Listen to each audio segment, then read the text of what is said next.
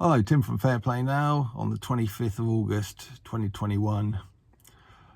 A number of years ago, I think it was about 12 years ago actually, something really horrible happened. One of my relatives, husband of a cousin of mine, was actually killed in a car accident. He was just driving down the road and a tree with a huge branch, he was going past that when this huge branch snapped off. The weather had been stormy, so it was probably weakened, and down this huge branch came on to his car, or van I think it was, and killed him. I mean, what are the chances of that? I mean, it was so shocking and tragic. And if he'd literally been there sort of a couple of seconds before or a few seconds afterwards, it wouldn't have touched him and he would have been okay. So it's just one of those sort of things that's happened. Obviously very tragic, but not really much anyone could have done about it, sadly. But just imagine this scenario, maybe sort of 3 or 4 minutes before he got to the accident site, perhaps someone was messing around in the road. Maybe it's someone reversing into their drive. Maybe it was someone doing a 3-point turn, a van unloading, which he couldn't get by until a load of oncoming cars had got by. But it held him up for a few seconds, say 10, 20 seconds. And if he hadn't have been held up, he would have been past the accident site before the branch came down. So my question is if that scenario had happened, and it's a good chance that something like that did happen at some stage during his journey, would the driver of that car reversing into his drive would you be justified in calling him a murderer?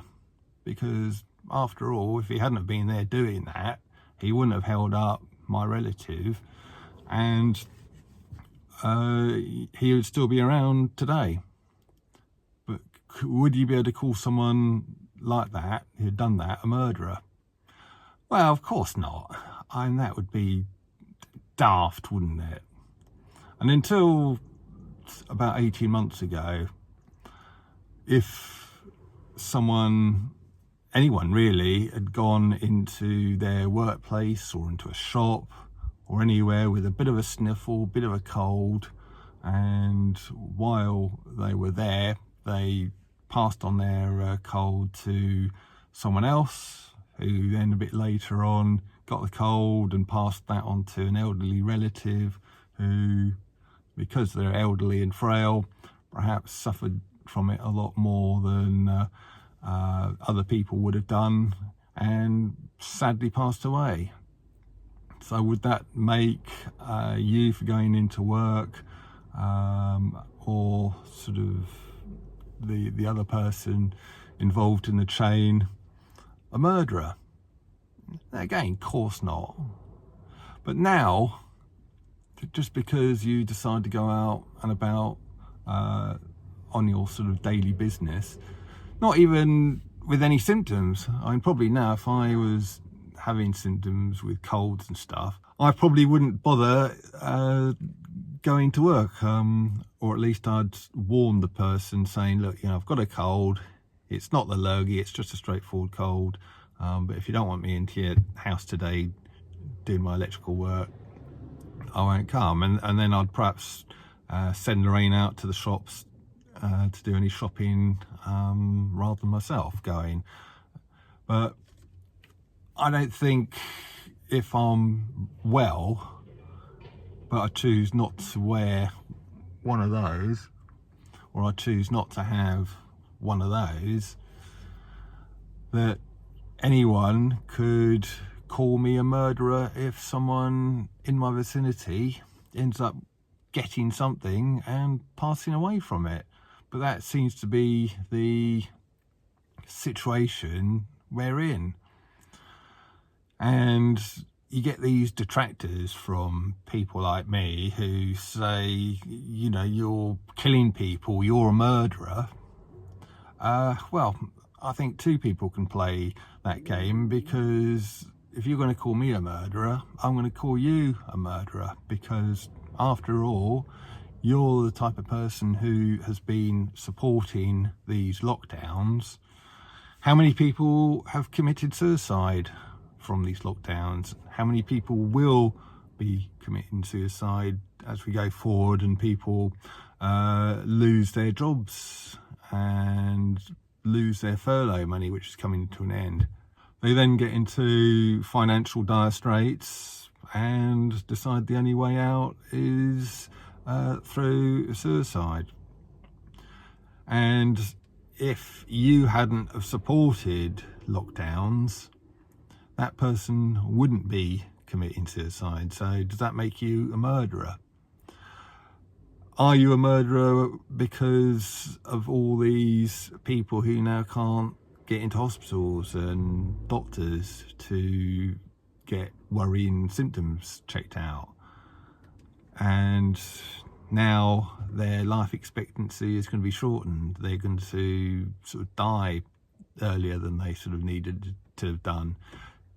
Does that make you a murderer? You know, well, I think it does. If you're going to call me a murderer, that makes you a murderer as well, because of those things.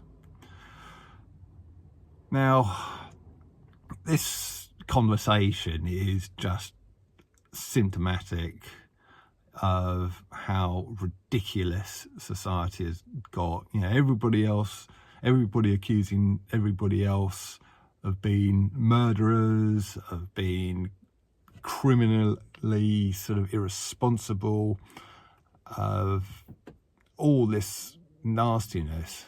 And I think it's time we all just sort of draw back and come to our senses and just go back to how we were before March of last year, and accept that tragic things happen, but you can't sort of curtail your life so much and spend your life wrapped up in a ball of cotton wool in your house, never going anywhere, just to make sure you don't get anything or give anyone else anything which might sort of cause them to pass away.